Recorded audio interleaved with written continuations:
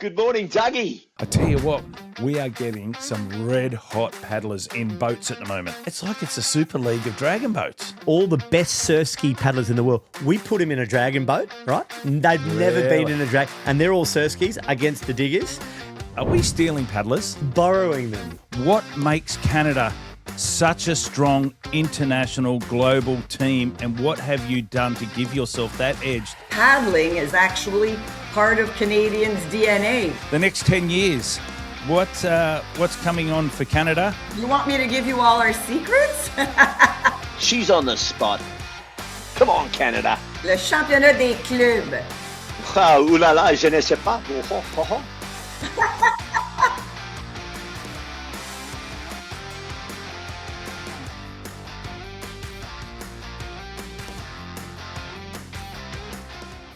Paddles ready.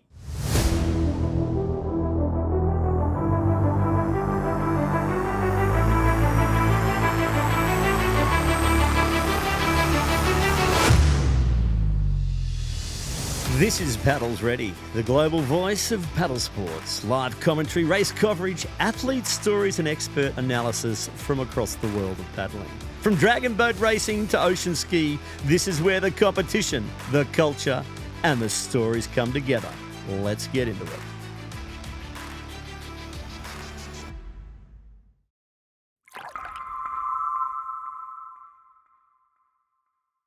Woo! Good morning, Dougie.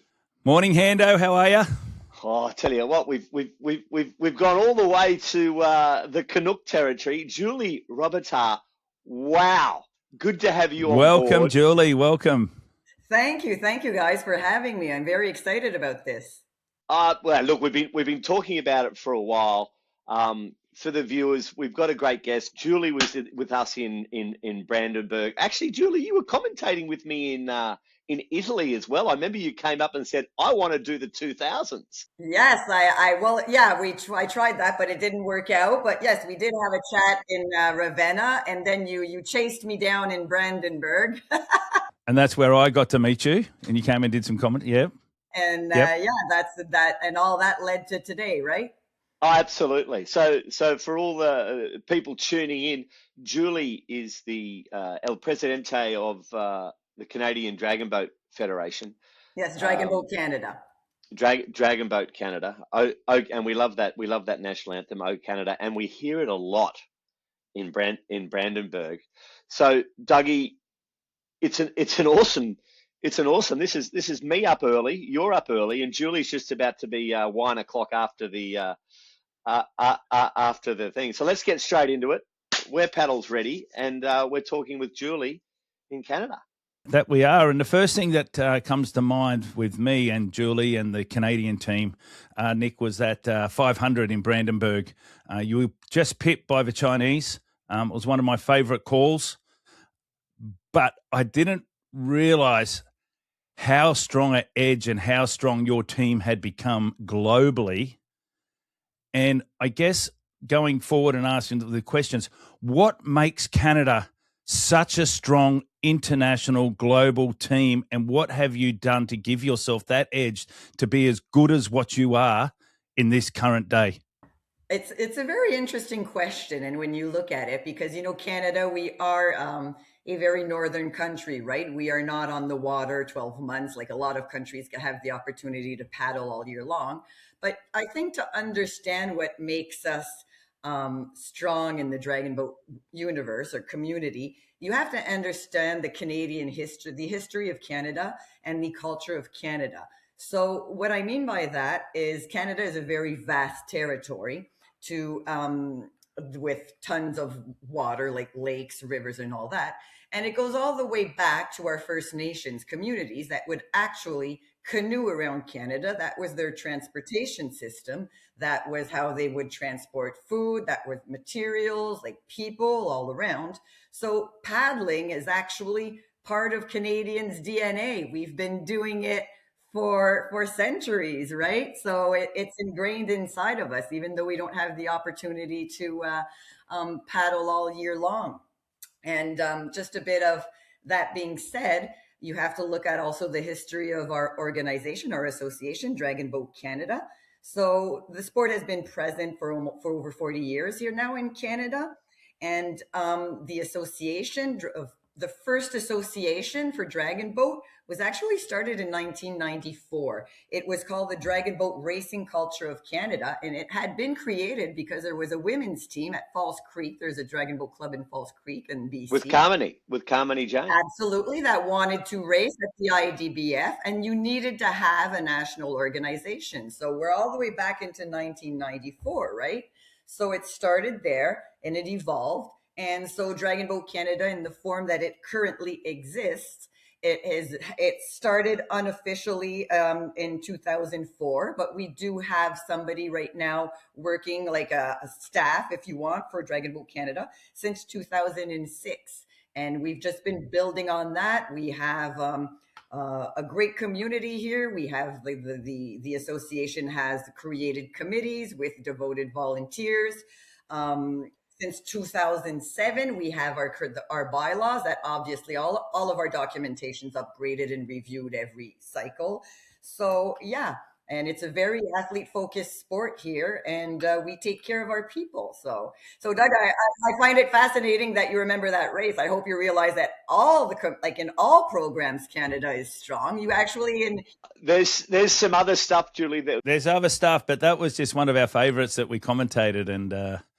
And touching back to Falls Creek, Dougie, I was very lucky enough. Carmody took me down when I went to Vancouver and went around the island and walked there. And I've known Carmody for a long time. She was and we're going to get her on one day too. I'm pretty sure. She was an Olympian C1, right? And Dougie, you remember our great friend from Brisbane River Dragons, the Canadian Gary Quartermain. Yep, I do. So we go way back with the Canucks, with the Canadians, Julie. So just coming back, and to finish up that question, it amazes me, and use the Chinese. I mean, they're the founders and the whole thing. In 40 years, you have become a world recognized racing team and going up against a nation that has 2,000 plus years experience. It is just crazy. Your program, your training methods, the How to Dragon Boat book must be just full of great stuff for Canada to be so powerful within 40 years.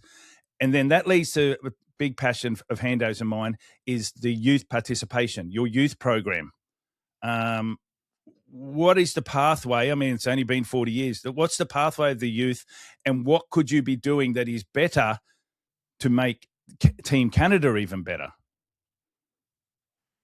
Well, clearly youth is a very strong component. I think every nation and country has to focus on the development of youth right now.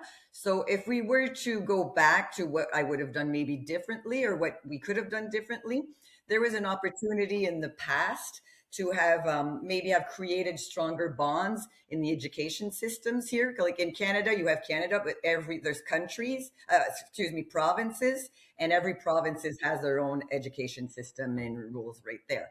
So currently, some provinces have made new regulations that it's a bit harder to introduce sports into those environments, right?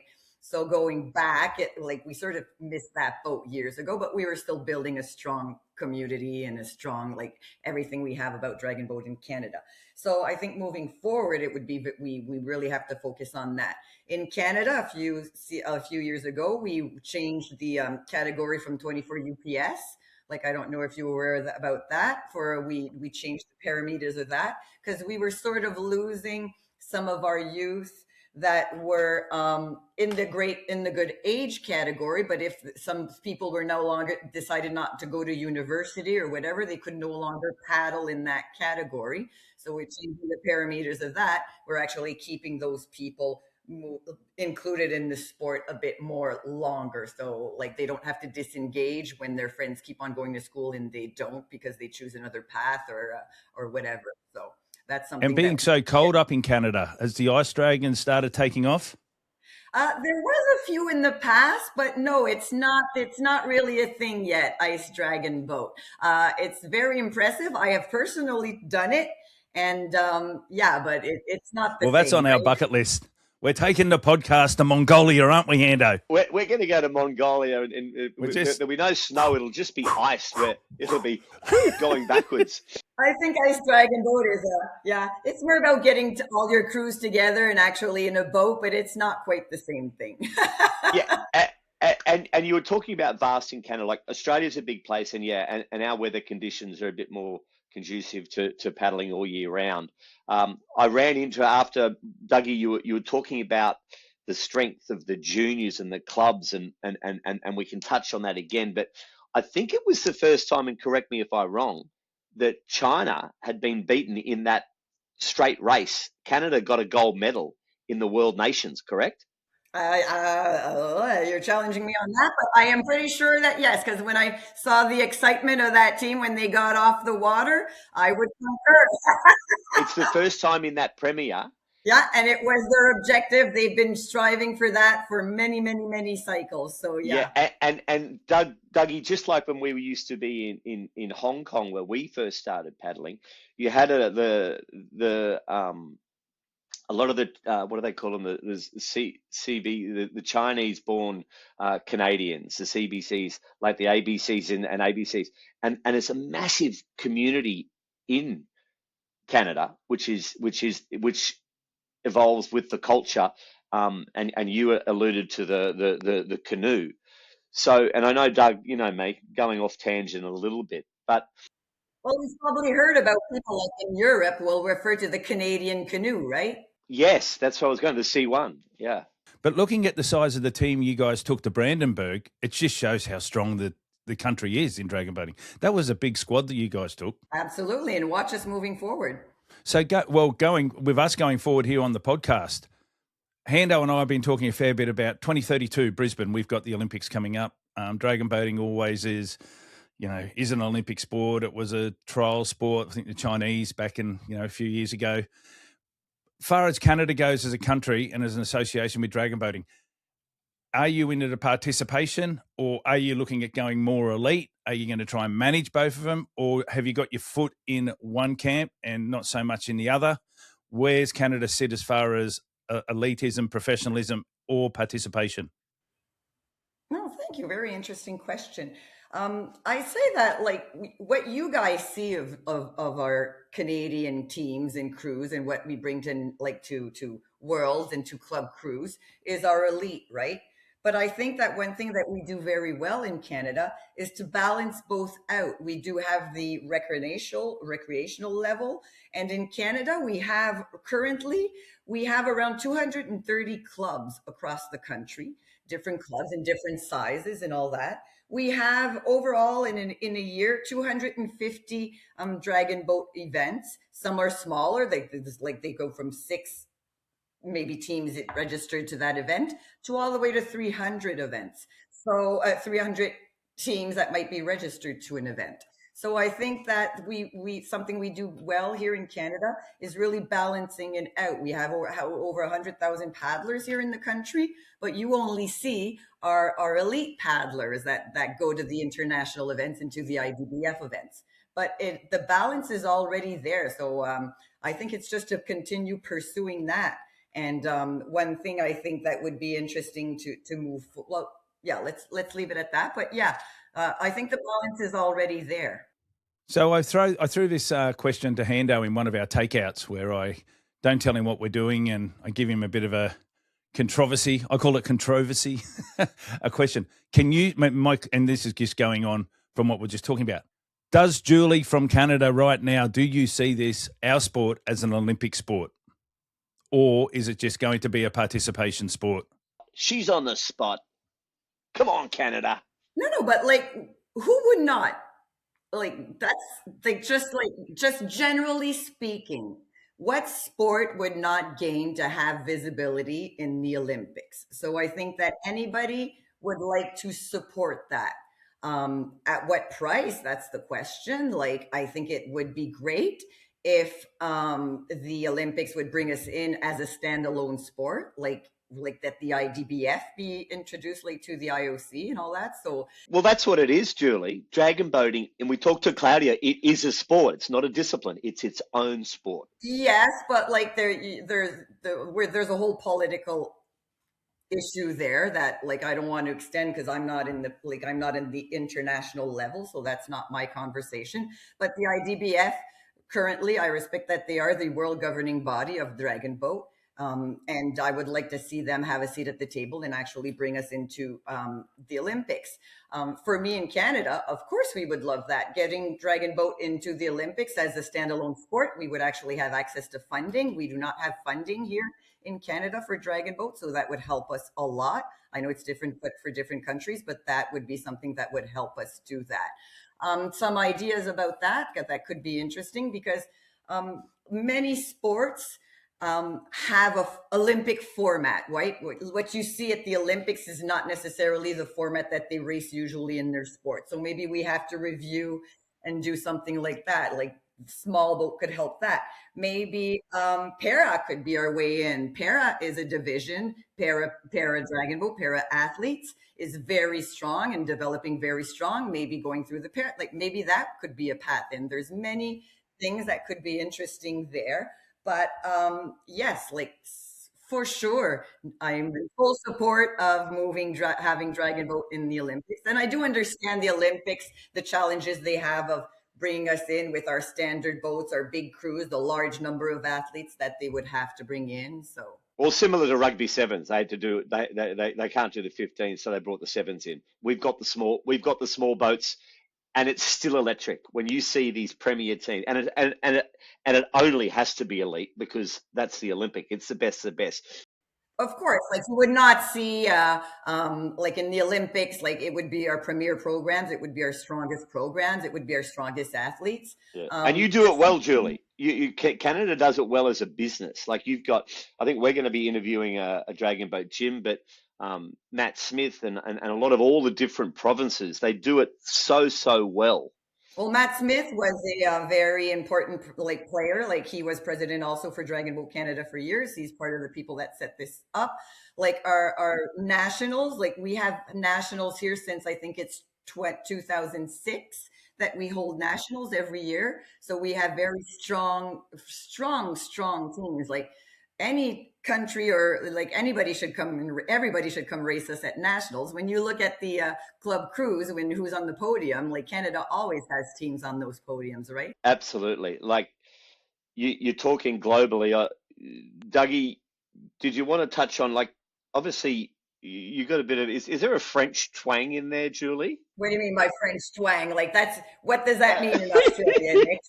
No, but you know, us Aussies talking to you, but are you from Quebec? I was actually born in Toronto, but my parents are French, are Quebecois, and they moved me when I was young to Quebec, so I was raised in Quebec City, and yeah, and I live now in Gatineau.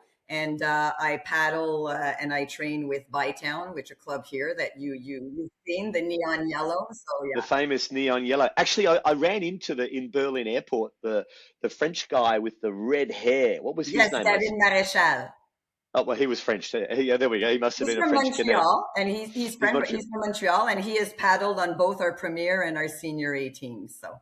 At a national level. Paddles. His son was also on the national team in the juniors, and his wife also paddles. So, well, Dougie and I were talking about that in a generational. Your kid, your mum, your grandma can all paddle in the same boat. It's also okay. Dougie, back to you. Yes, no. Well, that just leads into my next question, Julie. The next 10 years, what's coming on for Canada? What's it look like?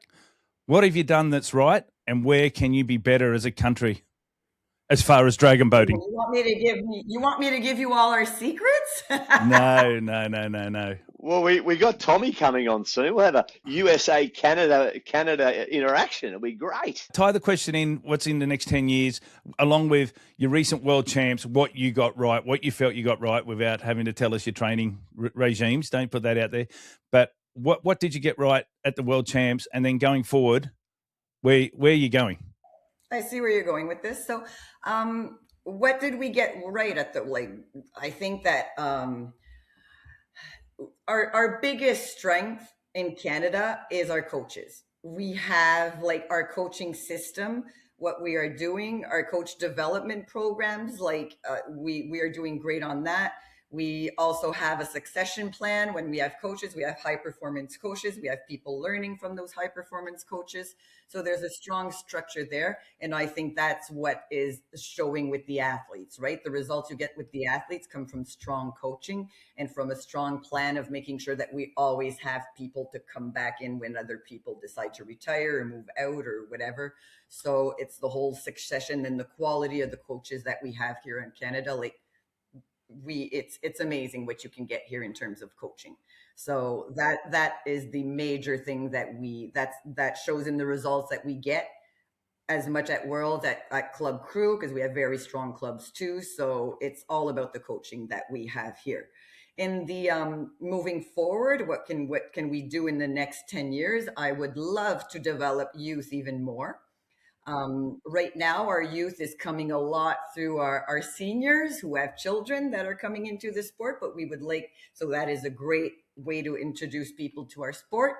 But I think moving more into like the education systems, maybe having more of a varsity competitions through universities and stuff like that, developing that might be very interesting too. So developing that youth, and then having those people that join into youth or U24 have a pathway to move forward in the sport, a clear pathway. Sometimes there's barriers there. So to stay in the sport. So start in the juniors, 24U, premier, and then move into the seniors, like develop through the sport and follow through that. That would be very great.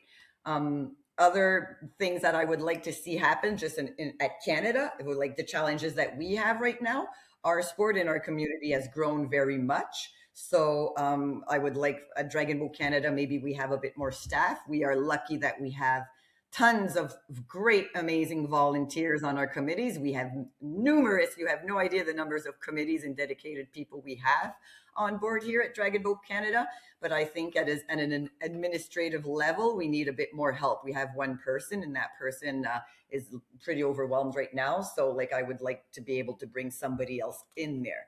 But also in the next 10 years, something else I would like to do is we're having this season the Can American, our second edition of the Can American Club Cruise. So this is a joint event that we are organizing with the USA. So like you know, they have your European competitions in Asia. So we want to have our North American thing. So it's our second edition this year. We do it every other year because one season we have like both USA and us have our qualifiers for the Club Crew. So the other year we're having this, which is great. Is that clubs or national against each other? It's clubs. It's the Can American Club Crew Championships. It's a tongue twister. Say that in French. Le Championnat des Clubs. Oh yeah, that's what I thought. I got that. Le Championnat des Clubs de Bateau Dragon. Ouh là là, je ne sais pas. So I'd like that to continue evolving. That would be something very precious to me. And also we have the Pan American Dragon Boat Federation, and they have the Pan American Club Crew Championships that were hosted last season in Montreal. They're happening in 2027 in Brazil. And I'd like to have more and more Canadian crews participating to that. So we have our Americas, if you want, at a larger level, have our own thing going on. As Europe has their thing going on, Asia has their thing going on. So I think we need to have our thing going on also on. Well, it doesn't sound like, sorry, Nick, it doesn't sound like Canada has a problem with growth and leadership. It sounds like you guys are leading the world in it. I mean, you're talking about your coaches. You know, these coaches, you know, it's not a paid sport really at the end of the day, but your coaching and in your regime in your coaching techniques and all that are working, and you need to be congratulated on your growth and your leadership from the people at the top. Now, you, on a personal level, Julie, you've just taken a major leadership role. What's been your biggest challenge to date, and what has surprised you along the way on your new journey? Please note that I am very new, right? I just hit the 1-year mark. I became president in April last year. So there's a learning curve there for sure. That being said, I have been on the board of Dragon Boat Canada for years now. I came in, I think it's 2018 or 2019. I have been on multiple committees already, and I've been already involved at several levels of the sport. And becoming president of Dragon Boat Canada was not something that was dropped on me. It was planned. There was a succession plan, and I had the privilege of having very generous people around me in terms of, it's a very strong community. People are very open to sharing and helping. Like, people truly want to develop the sport and see the sport grow, and are very generous in that. So I think I came in well prepared knowing this. And it was pretty easy because the past leadership that has been in this organization for like all the past presidents, I think everybody sort of had the same vision of where to bring the sport. So when you align with that, and I took this on in a strong organization. So with very, I have a strong board of directors too. That helps a lot. We have a lot of people that have been on the board for a while too now that know the sport well. So I didn't have too many challenges on that level. So I could come in with my own ideas. I'm a bit different because in the past, the leadership was involved differently in the sport. We have the people that were in the sport in the past were either Dragon Boat Club owners, Dragon Boat Club developers in terms of they would organize events. They would be people that import boats or stuff like that. I do not pay my bills with Dragon Boat. It's a passion. It's a love. Passion. So I bring some sort of that vision in terms of developing the sport. I am truly here to develop it for the paddlers and the members and the growth of the sport, right? So but I do align in everything that has been done in the past, and I think it's great, and I'm very happy to have taken this on. So. Well, I think, and I keep going back to it, for a country that's only taken the sport on in just over 40 years, and where you sit internationally and your growth and leadership in your youth pipeline, I can't wait to see where you are. I don't think we'll be around, but come 100 years, it'll be getting ready for those Olympics, I reckon. Maybe a gold. Well, there's a lot of stuff. Like, I can tell you, if I can add something on here. I had the opportunity a few weeks ago. I was invited by the president of the IDBF, Claudio, to do two presentations to the council of the IDBF, because we had some ideas, and we have some, like I said, we have some great committees here in Canada, and we wanted to propose a few things to the IDBF. The first one, and it sort of ties into the Olympics and all that, but we have a veterans committee, a very active veterans committee here, that had the idea of making a proposal to actually propose to the Invictus Games to add Dragon Boat, right? So there might be, so I did a presentation to the IDBF about that, because it's a project that should be led by the IDBF, which is our international federation. But I think that the addition to Dragon Boat to any multi-event sport is also a good thing that shows, like, if we want to move into the Olympics, it's something that could be very interesting for them to see that we are part of multi-event sports, right? We just had the Invictus section at our Australian national titles. There was a whole Invictus ration. It was great. Yeah. So Dragon Boat should be part of that. It's integral, and we have veterans teams and we have para athletes. Both of those are very important. And the other thing, I just want to piggyback a bit on what with the conversation you had with Mary, but I had the opportunity to make a proposal to the IDBF about the senior D category, right? We are one of the fastest growing sports. So Dragon Boat Canada made an official proposal to the council that we integrate the senior D category for the next Worlds in 2027 in Hong Kong. So we're waiting to hear back from them. Hopefully they will look at this, and it would be a great thing to do. It's like, moving forward, it's very clear that this is going to happen. I don't think it's a question of if, I think it's a question of when and how the IDBF is going to do it, because it is very obvious that the members are there, the teams are there, and the sport keeps on developing there. And yeah, So I was very thankful to have the opportunity to do that at the IDBF Council. That's amazing. And Dougie, when you've got Mary, we're talking about the breast cancer teams like Falls Creek, Pickering, H2O, your Bytowns, your True Norths. Do they all have their breast cancer and older divisions as well incorporated in all those teams? And look, there's so many teams. I was just mentioning a few that I know of. I don't know if I couldn't say if they all have them. I know a lot of them have them, but what's interesting is I know of clubs that were literally born because of a breast cancer team that developed and that brought on the rest of the club, right? So sometimes it's that is the pathway to Dragon Boat and bringing Dragon Boat into a certain community, and sometimes it's the club that has a demand and then creates that. So there's different ways. Powerful women again, just powerful women again. It's not limited to women, though. I do know of a breast cancer survivor that had a man on it. Oh, there's a couple. Mary said there was a couple getting around. Yeah. Okay, so we're going to pretty much. This has been awesome, but I've got a couple more questions. Well, one more in particular. No. What's one moment in dragon boating, either as an athlete or as a leader, that still gives you goosebumps as we speak here today? There's so many, right? Like it's an amazing sport. It's so inclusive, and like there's so many moments that are marked in my mind. Like the first time that I was at a race and I saw the breast cancer ceremony when they do the flower ceremony, like there's something very touching about seeing that, right?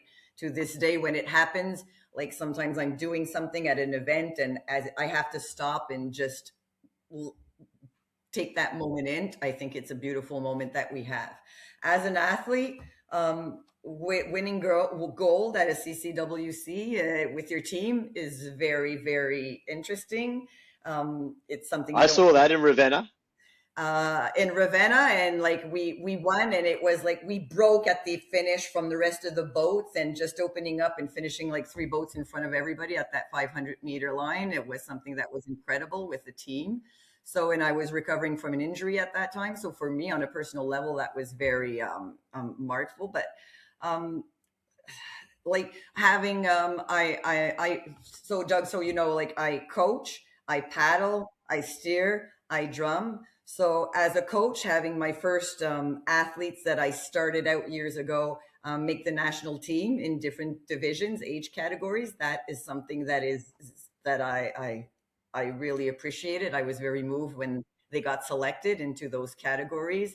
And to know that at the day, sometimes that you do things when you're in this sport you don't realize, but then you change clubs sometimes and you have people that follow you and you realize the impact that you had on people's lives too. It's very interesting too. And it's just the whole inclusivity that we have. Like anybody can dragon boat. You don't have, like we're talking about, we got to know each other and all of this is about the high performance paddling, right? But it's just a sport that anybody could do. Like I have a paddler in my club that went to a camp lately. She's 81 and I didn't tell the coach her age. He just reached out and he said, do you think this person would fit into our team? And I was like, oh yeah. Like I didn't say anything. Like, no problem, take her on. And after the week at camp, he's like, did you get any feedback? I said, yeah, they really enjoyed the camp. And I said, what do you think of this person? And he was like, yeah, she moved well. I was like, she was 81. And he was like, what? So, and 81 doing a training boat camp like 3 weeks ago, right? So it's keeping people active. It's keeping it's keeping people social because there's a whole community family part of this sport, right? It's people that are like a lot of women come to this sport like in the senior categories after they've gone through stuff in their personal lives too. So there's a lot of interesting stories there. Like there's so much things that I like personally don't want to share, people that shared with me or whatever, but there's so many, Doug. I couldn't name one or two. There's not a season that goes by that nothing happens that is dear to me in my heart, that at the end of the season, like when I recollect it it moves me. It's a great sport. Dougie, before we wrap up, that's pretty much why what we're doing, Julie, with Paddles Ready, and just we've only you know what we're doing globally and interacting with people is bringing the people together, and then we meet. You talk about cross continents. We meet at different championships. So you're part of the Paddles Ready team now. We love it, and we're spreading the word. And we need the federations like Mary that was on. You should see the comments and the shares on. I'm not really a social butterfly with the tech. Oh, you're a social butterfly. You just well, hey, you got to spread the word, spread the love. But Dougie, what else have you got in store for our French Canadian? Yeah, I've gone through everything now. It's like you said, it's we'll meet again and we'll see each other up in Taipei, and we're going to have the couch up there in our little media booth. So we're going to get Julie on the couch, and we're going to have her stuff. more because she's not paddling.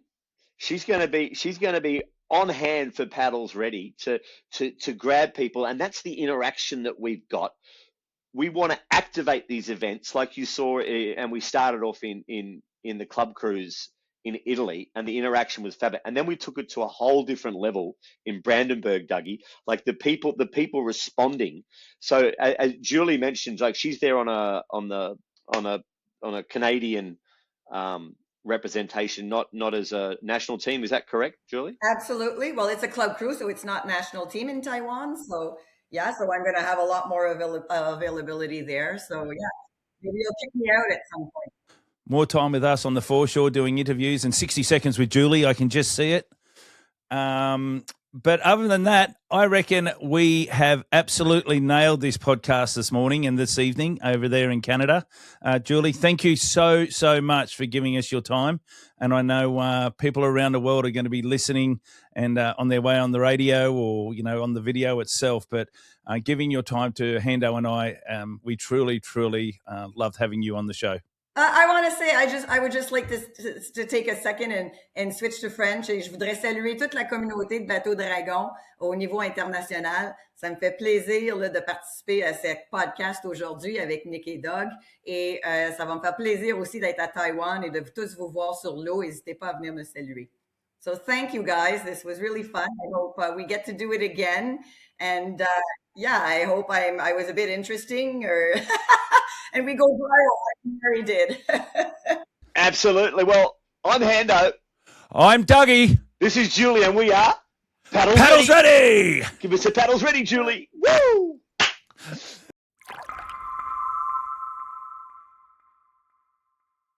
For another segment of 60 Seconds with Dougie, and we are still here at the National Titles, and I am with... Retired paddler, Aiden. From what club? Brisbane Typhoon. Okie dokes. Worst excuse you've heard that someone hasn't come to training? I don't have time. The kids is doing something they shouldn't. Cool. My dog wants me to stay home. Cool. Downwind or grind? Downwind. Early morning training? Grind. Grind? I feel like there's more trade-off. Okay. Early morning training or a sleep in? Early morning training. What's more important, fitness or technique? It's a tough one. I'm going to say technique, because even if you're not fit, if you jump in the boat, if you have technique, you can still do well in the race. Okay. Carbon fibre or wooden paddle? Coffee before or after training? Before and after. Biggest talker on the boat when you were paddling? Penny. Sprint or distance? Sprint. Beers or lemonade at a regatta afterwards? Neither. I surf with team. Favourite regatta you've competed in around the world? Shanghai. Your one tip that instantly makes a new paddler a better paddler? Enjoy the process, don't be too hard on yourself. It comes in time. Complete this sentence. If I wasn't paddling, I would be at CrossFit or cycling. Are the rumours true? Are you coming back paddling? Some may say I'm coming back. Yes, I'm coming back. Good stuff. Next week. 60 Seconds with Dougie. Thanks, Aiden. Bye.